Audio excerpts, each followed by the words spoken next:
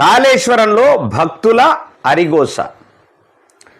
పుష్కరాల 11వ రోజున 3.50 లక్షల మంది రాక 15 కిలోమీటర్ల మేర స్తంభించిన ట్రాఫిక్, నియంత్రణలో అధికారుల వైఫల్యం, శివయ్య దర్శనం కోసం భక్తుల పడిగాపులు, మంచినీరు నిలువ నీడలేక ఇక్కట్లు, అధికారుల వైఫల్యంపై మంత్రి శ్రీధర్ బాబు ఆగ్రహం, పుణ్యస్నానం ఆచరించిన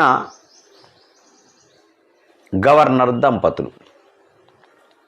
ఇది ముచ్చట. మరి 80 లక్షల మందిని ఎట్లా చూసిర్రు? 3 లక్షల మందికే 4 లక్షల మందికే అరిగోస పడితే ఉత్తరప్రదేశ్లో 80 లక్షల మంది ఎట్లా మేనేజ్ చేసిండ్రు? ఎట్లా మరి ఆ పుష్కరాల్ని ఎలా